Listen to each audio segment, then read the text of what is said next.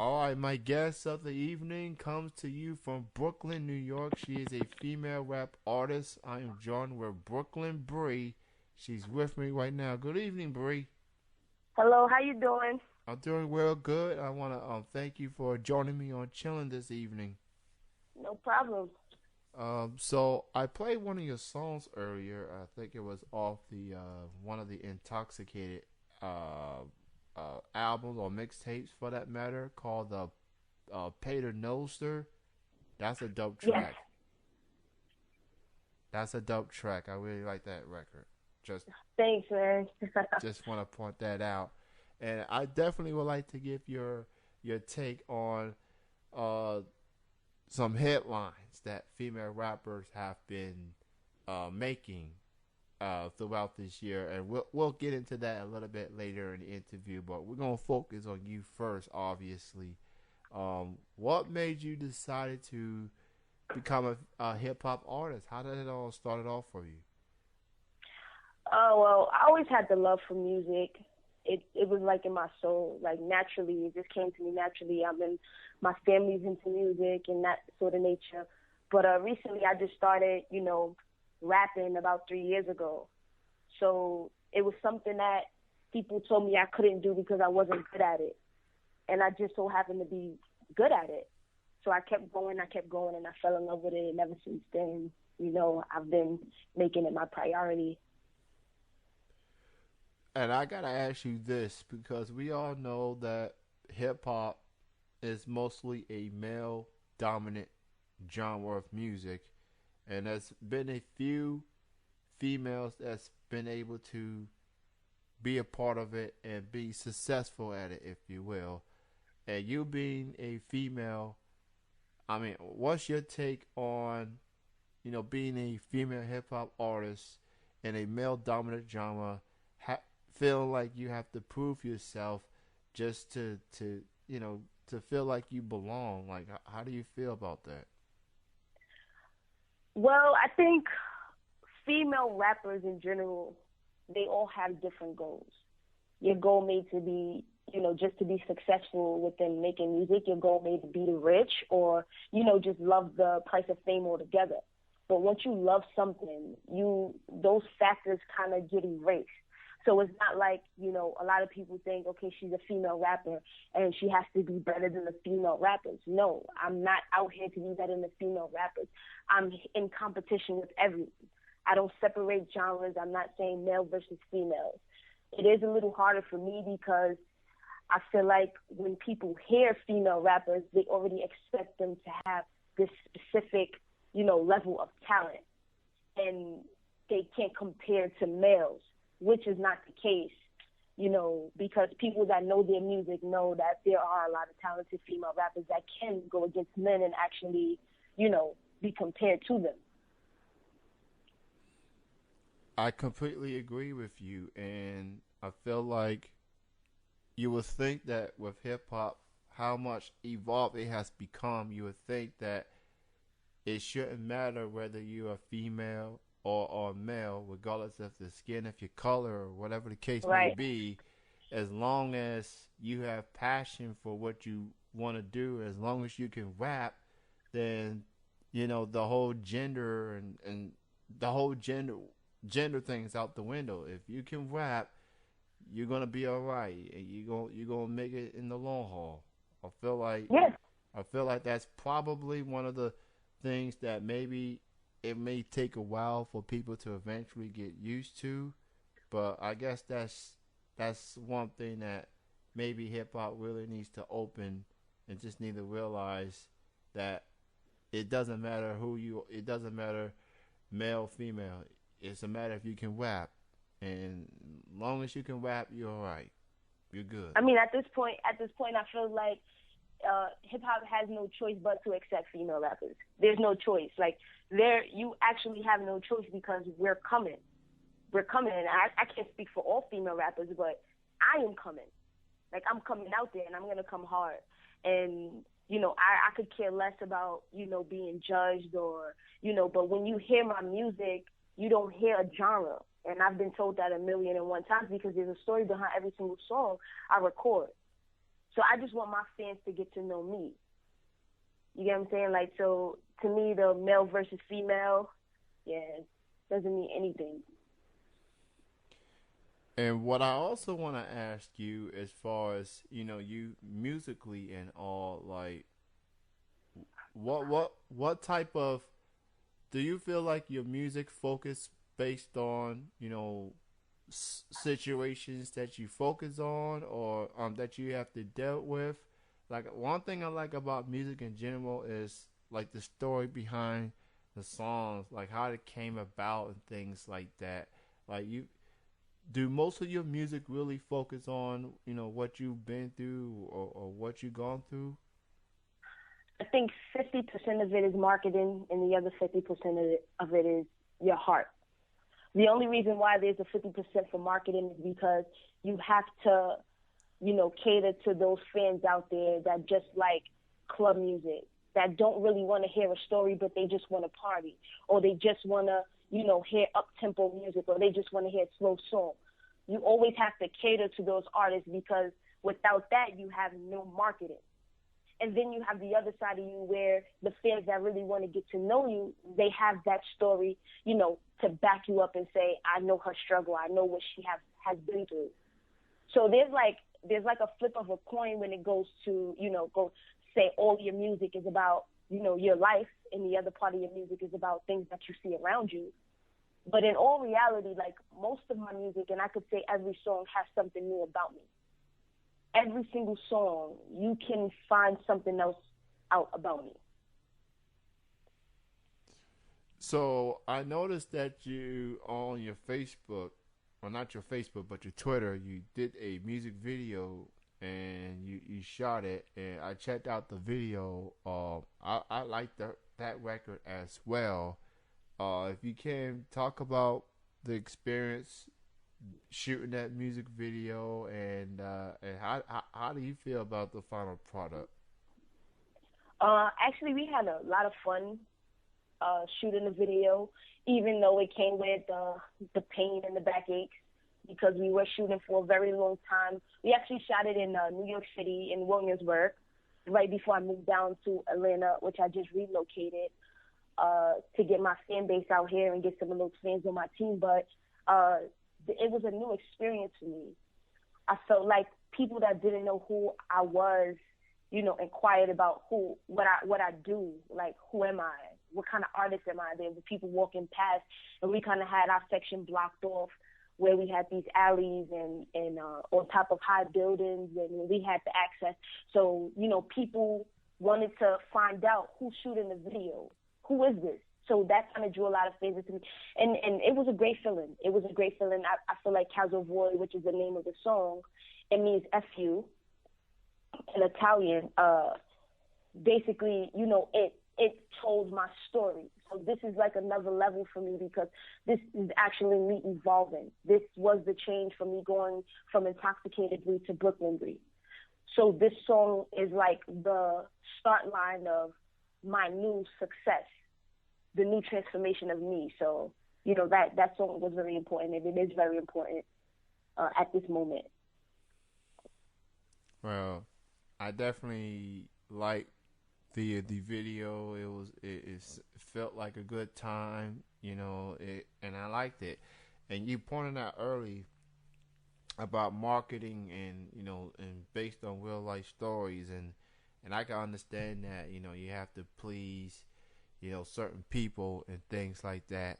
And I guess that's pretty much what a lot of artists have to do, is put out party records, or radio buzz records, if you will. And I'm all for that. Majority of the music I play are like party songs, love songs. I also play songs with substance, and I wouldn't mind hearing substance type of music. Talk about issues or what's going on in the world, things like that. Like, maybe I felt that way when I was young, like being into the party songs and stuff like that. But as I grow up and things like that, I guess at this point, I wouldn't mind some substance, as from a fan perspective. But I guess that's just me. No, I feel like it's with the age as well.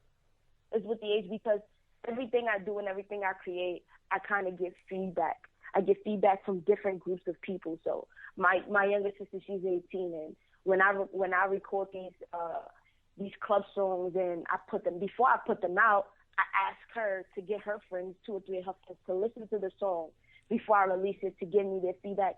And young teenagers usually sway more towards the club bangers and the club songs with the high tempo beats. And people that are older, you know, my parents' age and people that's my age, they kind of draw more into the life story and your background and where you came from and your struggle.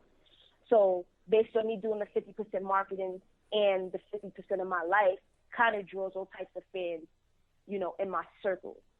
It kind of, you know, I just want my fans to know and the people that don't know me that I am versatile. Like I can hit every type of aspect of hip hop and R&B without me being a very, you know, strict artist. That's a good look, and as a fan, I can appreciate that and understand where you're coming from, and you know, regardless of what Brooklyn Bri puts out, you know, people are gonna listen, and I can, and I will say that I'm gonna enjoy what I hear because you keeps it well within your music, and you have a purpose for what you put out, and you keep on pushing, and that's all you can Thank do. you. Um, so who do you consider as your influences in your music career? Well, my number one influence is Jay-Z. That is, I've been following Jay-Z for years. Um, a lot of things as far as the way, you know, he tells his story, the way he raps, the way his marketing skills are, you know, produced and you know, him as a businessman in, you know, the all types of categories of hip hop and label as a brand, himself as a brand. Like, and the reason why he's one of my idols is because he's different. He stands out from any other artist. You cannot compare him to anyone. No matter who you try to compare him to, personally, you cannot compare Hov to anyone. So that is something that I cherish, is that when someone cannot compare you, then that means you've done your job as an artist. Because my job is not to be like anyone else. I don't want to hear anyone say, oh, she sounds like Foxy, she sounds like Little Kim, she sounds like Nicki Minaj. That's not my goal. I want people to hear me and know it's me without the...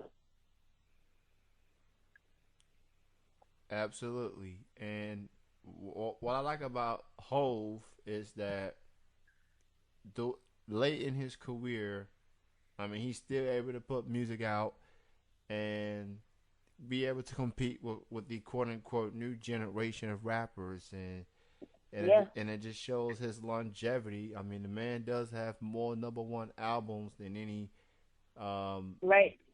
more number one albums than any male female solo artist. Only the Beatles have more number one albums than him, and I don't know if he's gonna be rapping into his 50s or 60s, but I mean, whatever he wants to do at this point, he can do what he wants. His resume, his Anything he success, touches is gold. his Anything. it speaks for itself. So keep on rapping, Hove. I'll still be listening to you. You do Yeah. you do what you got to do, and if you don't, you got a lovely wife by your side. So I'm not mad at the dude one single bit. And now, Bree, I want to talk about. It's been quite a 2014 for female rappers making headlines. I mean, you talk about Missy Elliott performing at the BET Awards. You talk about Iggy Azalea and her success. And Nicki's got a new album on the way. And Beyonce and Nicki just put out the Flawless remix. Yeah. And Kim took it upon herself to, dare I say, reignite the feud between herself and Nicki. And then she put out another record taking shots at Nicki even more. And I talked about this a little bit earlier in the show, and I feel like, with all due respect to Kim, because of the success she has had in her career, and she's about to become a mom. I feel like she needs to focus less on taking shots at Nicki and focus more on getting ready to be a mom. I mean, I guess that's just how I feel about it, and maybe because it's been a long time since Kim has actually had a hit record. Maybe this is just her way of wanting to prove that she's still relevant or whatever. I don't know, but I mean, what's your take on this whole Nicki and Kim feud? And do you think that maybe it's time? Because I feel like male artists they go at each other. I get all that, but they still unity towards each other and make music. But it feels like when it comes to female rappers, it's like only one could be number one, and if anyone gets near that number one spot, the earrings are coming off. So I guess what I'm asking is, what's your take on the Nicki and Kim feud? Uh, I'll simply say that I feel like hip hop rap is always going to be competitive. It's competitive because everyone wants to be at the top. Everyone wants that shine and fame, and I do feel like Little Kim and Nicki Minaj are two different categories. They're two totally different categories because we had Little Kim when we were growing up and Junior Mafia and Biggie, and we have now Nicki Minaj with Young Money. So they're two different eras of music. They have two totally different sounds. I really don't understand the beef. I don't really know why there's beef, but whatever happened between them, I guess I could leave it at that. But as far as going to compete on who's the best and who's this and who's that, everybody has their time. Everybody has their time, and everybody has a right to go for what they believe in. Well, I guess the reason that this feud has come about, and I keep hearing this from Kim, is that she feels like, for some reason, Nicki hasn't quite paid homage to her for whatever reason. When I feel like in past interviews, Nicki has said that Kim has been an influence in her career, and for Lauryn Hill among others. And I guess, look, like you said, people have their time. A decade ago, or a decade and a half, back in the 90s, it was Kim's time. But here we are in Right. 2014, it's Nicki's time. And I feel I like, mean, yeah. I've heard Nicki pay homage to Kim. I've heard it in interviews and I've heard it on the radio. My thing is that music will always evolve. It will always change. We always get something from someone. There's times in my rap that I start off with an introduction, like one of my songs, "We Getting Money," is "Can't wear skinny jeans because my knots don't fit." That's Hove. That's not me trying to be Hove. That's me paying homage to Hove because who he is as a person. So I don't necessarily think that Nicki Minaj is imitating Little Kim or wants to be like Little Kim, but music evolves. Even like Busta Rhymes back in the days, Busta Rhymes was real wild in his videos. Busta Rhymes and Missy Elliott had the best videos back in the days. Then you had Aaliyah come up under Missy Elliott, right, with Timbaland. So everything evolves. You had TLC, so these things go past time and they change. Busta was screaming on tracks back then. Busta is not doing the same thing he was doing now. Busta's fitting into the era. But you have Meek Mills that screams on tracks, and it fits his image. We get these things from people around us. We get these things from other artists. So I don't necessarily think that, Nicki Minaj is biting Little Kim's style. It's just it's evolving music. Like, we all have something in common. It's just evolving. And we have to accept that. We get it from someone, but there's a twist to it. We add something that makes it ours. So Little Kim didn't do what Nicki Minaj did, and Nicki Minaj didn't do what Little Kim did. I completely agree. Music is like life. You do have to evolve, and Nicki apparently has evolved. And Kim, like I said, it's been a decade since she last had a hit record. Right. And of course, at that time, she was just getting out of jail. And the only thing she has done outside of dissing Nicki is being on Dancing with the Stars. So, I mean, if you I want to mean, if you want to keep up with the times, you have to evolve. And I guess right. Kim, in her case, hasn't quite evolved musically. The numbers speak for themselves. I mean, that's all I can say. The numbers speak for themselves. Yeah, They speak for themselves. you know, and to quote Hove, men lie, women lie, numbers don't. Numbers don't. Exactly. So Exactly. Numbers don't. So that's the only thing I can say about that is it speaks for itself. But Nicki Minaj, and I'm a high believer in signs. Nicki Minaj is a Sagittarius, and so am I. Hove is a Sagittarius, and so am I. So it's a different type of vibe. Nicki Minaj is very ambitious. And the fact that she's still in the game and she lasted this long as a female rapper, you know, I pay homage to her. She has a totally different vibe than I do, but Nicki Minaj, she's it. Like, she's it right now. She's the it girl. My little sister, she's 18. She doesn't really know too much about Lil' Kim. So those fans, which would be me, that was back then with Lil' Kim, the young girls coming up now, they don't know too much about her. They just don't. They know Nicki Minaj. Pink Friday went crazy. Like, Nicki Minaj she's the new it. And she's been doing it for quite a few years. Like, she's been stretching this thing out, and she's still going. You just have to give kudos to her. Like, it is what it is. And more importantly, what Nicki is proving is that a female artist can be successful, because it's been a long time since a female artist has done that. You know, since Eve and Missy and of course Kim, Nicki's and now Iggy, dare I say, is starting to step up as well. So, I mean, that's just what it boils down to. And before I let you go, Bri, why don't you go ahead and promote your social media links and where people can listen to your songs? Guys can catch me at It's Brooklyn Bri on my Twitter. My Facebook is Brooklyn Bri for my fan page. Check me out. My website is brooklynbri.com. You can download both of my last mixtapes up there. Working on a project right now that I'm going to release in August of 2015. And we're moving. We have a new woman empowerment group coming out called Be a Girl, Be a Boss, which reaches out to female artists, female entrepreneurs, that basically empowers them to feel like, you know, females can do it just as guys can. Well, Bri, it was great chatting with you. Thank you for the conversation. Thank you for your insight and your thoughts. And everybody go check out her music, check out her website, and just keep it pushing. Continue success. And one more female rapper we forgot to mention, and she just got out of jail herself, Remy Ma.